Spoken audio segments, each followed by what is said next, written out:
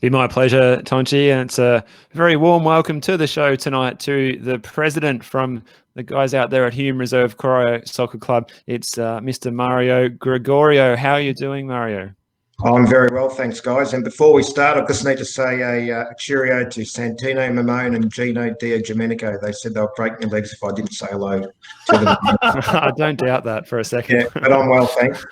Now, speaking of Gene Digi, now he says you've got a particularly unusual nickname or an interesting nickname. Did you want to share that with us, Mario? Oh, yeah. Yeah, look, back in the 90s when I used to play with Gino, I wasn't great in the air, and they called me Biscotti because my when I used to head the ball, it basically my head used to crumble like a biscuit, like a biscuit tin. So I wasn't the greatest header in the world, but I still reckon I was better than Gino. But anyway.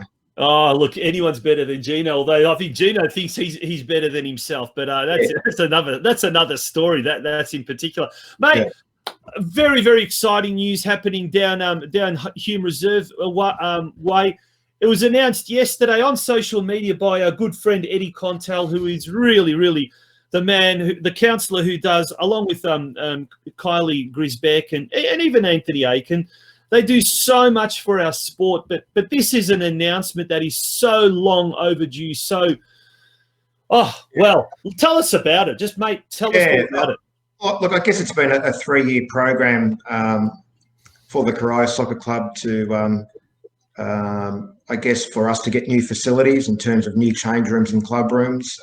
It's taken 3 years for the announcement to come through, and look, it'll probably take another 18 months for the completion of the new change rooms and club rooms. But look, without the council officers, without Eddie Contel, Kylie Grisbeck, and also Anthony Aiken, they're just fantastic for our world game. Fantastic, and the plans have just come up on screen there. They've been done locally from the Architects 3ID Studios, it's basically going to be 4 new change rooms with a gymnasium, meeting rooms, 100-seat club rooms with new kitchen and bar facilities, and look, it'll take us up, to where Geelong Soccer Club and Rangers and Lara are at, and also Bell Park. We've probably been the poor cousin of the Northern Hub teams, but now it's Corio's turn. It's been, over 60 years for us to get new facilities, and it's exciting, and it'll be a game changer for Corio. Now we're looking at the vision of what it will look like. It looks absolutely unbelievable. And so, what is now the second pitch? That will become the first pitch. And will the club rooms be right up close to the edge of the pitch there? How is that sort of experience? Yeah. So pretty much in that video, you sort of there's vision of a glass sort of window, and that's where the club rooms will be, and the club rooms will be basically right next door to the change room. So it'll be similar to the Geelong Soccer Club's facilities, just on a little bit of a smaller scale. I mean, the Geelong Soccer Club facilities are world class, and ours will be not far behind in terms of size, but it'll be pretty close to what it's got. Yeah, excellent. So it'll be fantastic. It'll be right up close behind the action, behind the goals on pitch 2. So you feel like you're right over the top. There'll probably be a little bit of elevated platforms there for about 2 or 3 steps. So it'll be great. Brilliant. Excellent news, excellent news. In other news, Marco Rojas has opened the scoring for victory with a 22nd minute goal there. So your mate Santino will be very happy right now. Now, what will this new facility, what possibilities will that open up for the club that you haven't been able to do so far that you will be able to do going forward? Yeah, look, for the last 3 years, we didn't do juniors very well. And so I guess we concentrated on the seniors. For us, it was important to get that State League 1 position. And I guess that opens up the State League 1 position, opened up doors for sponsorship, and we want to keep our spot in State League 1. Now it's the juniors' turn, and look, we've gone from 0 juniors last year up to 90 juniors this year, and that's been fantastic work from our junior coordinator Slavko Pantelic. So we've got 90 juniors. We hope to grow that slowly to about 120, 150 next year, and then the next step is women's football. We really need to get a women's team up at Corio. We've come close on several occasions to get a team up and running, but the lack of facilities hindered our opportunity to get a women's team and running. So next year, we hope to get a women's team going. And that's our first step. We've got an under-9 girls team and at the moment, under-7 Mini Roos girls team. I guess we'll try and build from the bottom up. But look, I think I've had a lot of phone calls in the last few days, actually, about women wanting to join Corio on the back of new facilities being announced. That's fantastic. And that was going to be my next question. Are you planning on just trying to get out there and getting a senior women's team happening as quickly as possible? Or are you looking at building from the bottom up? And look, I guess we've tried to build from the top up. It didn't work, trying to build a team from soccer mums. I guess you look at what North Geelong did. North Geelong built from the bottom up. Yeah, and they've got a pretty good girls team.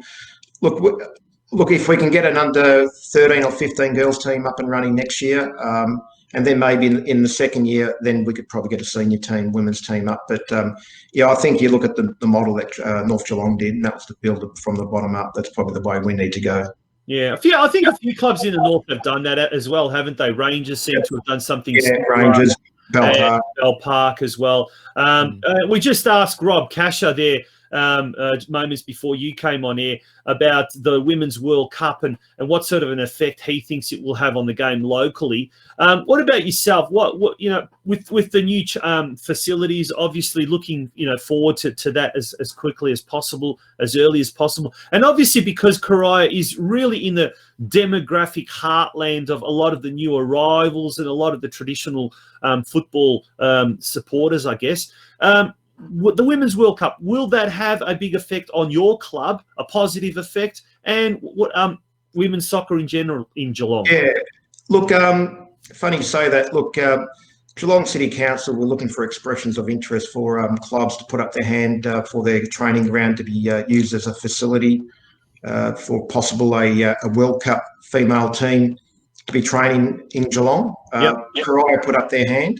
That would mean that we'd have to give up our ground for 3 months. Yep. While they prepare the pitches and also maybe even possibly put in some newer facilities. I'm still hopeful. I know that Geelong wasn't given, didn't get the rights to be a host city, but the City Council and Corio are still hopeful that possibly one of the countries may use Geelong as a training base, and that would mean that Corio would be used as a training base because they need grass pitches. Yep.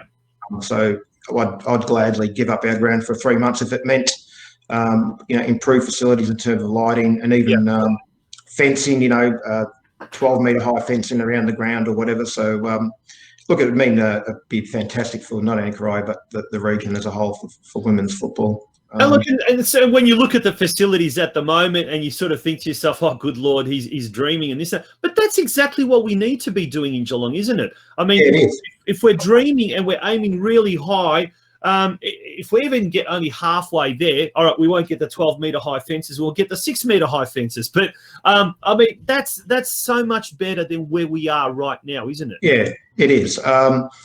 Look, so with the new change rooms and possibly, and then if Geelong was chosen as a host training city, would even be getting lighting up to a standard of, A-League standard. Yeah. So gladly give up 3 months of our ground if we could achieve that. Yeah, absolutely. Now, Mario, with the timelines for the club room facility itself, have we got any idea about when we can expect work might be commencing and for which season that would be possibly ready for? Yeah, so I met up with council last week. Tenders will be out within 4 to 6 weeks. So there'll be tenders out for a design and construct tender. And once that's given the go-ahead on the winning tender, funds will be then used, to get plans and construction drawings done. And then 2021 would then be the start of the new facility. Look, we're probably hopeful of the new facility built for the start of around January 2022. Great news. That's not far away, really, now. No. So, I'd say give it a 15 to 18 month program. We're pretty hopeful. We've already been quoted the job so far. There's been a company that did the Adelaide United training facility. So we're hopeful that we'll have something similar. Yeah. Now, Mario, the club did receive, was it $150,000 to develop a master plan? So is this 350 part of that, or is that in? Yeah. So 350, another $200,000 will be actually used this year for to improve the Hume Reserve precinct. So that will mean better fencing around pitch 3. Yep. More seating around all the pitches, and just a general beautification of the area. And then with that, and then with our new facility, it'll be a great hub for the Northern Soccer region, I guess. Look, I guess our area is right in the heart of Bell Park, and if we can beautify that with better walkways and more seating, and who knows, they may put a barbecue there. I'm not quite sure what the plan is for the other $200,000 to be spent in beautifying it, but yeah, it'll be probably playground, I'd say. They'll probably improve the bocce courts for the guys that, up to 20 to 40 of them that gather around every day playing bocce. So yeah, it'll just beautify the area, and within 18 months it'll just be fantastic, over the moon. Absolutely fantastic. Well, it is something certainly that's very positive, and something that has made us all smile on on what has seemed very much like a wake of an episode. But another thing that's made me smile is the banter that's happening in the comments section. Can someone tell me how Matt Simon has played professional football? Asks none other than Craig Filer. Yeah, he's not the greatest. He hasn't got the greatest skills. And then Rado Prusak, who happens to be my brother, says, nobody can answer that one, Craig. It's a mystery. Yeah, Santino Mamoni pops up and he says, let's get Simon Hill to open it up. I think he's talking about the barbecue or the bocce courts, or is he talking about the club pavilion? Oh, yeah, probably to open up the new facility. I guess he is. Santino's been hanging out at the club and helps out from time to time, cooking the barbecue and all that. So, yeah, he's a great little personality around our club. Absolutely fantastic. Mate, thank you very much for joining us at such short notice. We do appreciate it. And we certainly, first of all, congratulations getting the juniors up off the ground. There's a whole new vibrancy now at Hume Reserve. I was down there the other week, and Zolly Luxo was there helping out, coaching. He's a jack of all trades, Zolly. Oh, he is. Yeah. Incredible. And the other thing was, we got approached by Diversitat to get an under-15 team up and running based on they're all Afghani kids that couldn't afford to play elsewhere. Our club paid for their registration fees, and we've now got 18 under-15 players. They've won their first 4 games, and we're on top of the ladder when the season was called off, I guess, yesterday. So, that's been that's tremendous to see that we can do something for the community. Sometimes it's not all about having, the best juniors or whatever. It was for me to see 18 kids, playing football, all Afghani kids was, just warms your heart and warms everyone's heart at the club. And they're great. They're great players. They've been winning 10-0 and 11-1. They won yesterday. So, yeah, they've got a lot of great skills, and we'll probably find a gem amongst them all. And look at that, a goal difference of 38-4, 4 against, 4 wins from 4 games. Mind you, that's not a bad division, that under-15 division. There's, I think one of the Rangers teams is one of the teams that was supposed to play up in Metro this year or something like that. We didn't get the opportunity to play them, but there's one kid who scored like 15 or 16 goals, I think, in 4 games, and he's someone that we'll probably look at, and when 1 or 2 others will look at training with our reserves for next year. Yeah, that's incredible, and that particular kid's name, Ishmael Haydari, I think. Haydari, yes. He's a mongrel. He's got a little mongrel about himself, and he loves it. He's a good footballer. Yeah, no, absolutely. And real shame about the junior season coming to an end. But Mario, we've spoken a lot on this program, and Corio Hume Reserve is one such example. There are a lot of clubs that have got football specific pitches. So the idea of playing, in spring, in summer, in autumn, is certainly in Geelong. We are able to do that. Do you think, at least maybe from a junior perspective, Football Victoria may come up with something, over the course of the summer, assuming that we can get rid of this damn pandemic? Yeah, look, yesterday, I think our under 9 girls played against North Geelong under 9 girls. A lot of people there. The parents were disappointed, amongst hearing the news of football being called off. Yeah, look, there's an opportunity if after 6 weeks, if the pandemic does slow down a bit, that, I think we would get training back up and running again. The parents do enjoy it, the kids enjoy it. And, if at the very least we can get them training again in 6 or 7 weeks' time, I think the club will warm to that idea. Brilliant. Yeah. Steve, any questions? No, I was just saying it was good to see the club involved in a lot of community things, as you mentioned, the players in the under-15s. Also, I've seen on the Facebook page there, the club involved in local community support for Darcy Rapper's sister Maddie fighting limb disease. It's a testament to the club that you guys do good job, not only on the football pitch, but also looking out for one another. Yeah, look, Darcy's is a great kid, and his dad's always, at every game that Darcy plays, and if there's something we can do for Darcy's sister, we'll help as much as we can. But great family, and Darcy's a great kid, great footballer, and love to help him as much as we can. Excellent. A great family there, the Rappers, definitely. Mate, once again, thank you very much for joining us here on the Geelong Region Soccer Show. All the very best, and we hope to hear some more good news coming from Corio Soccer Club in months to come.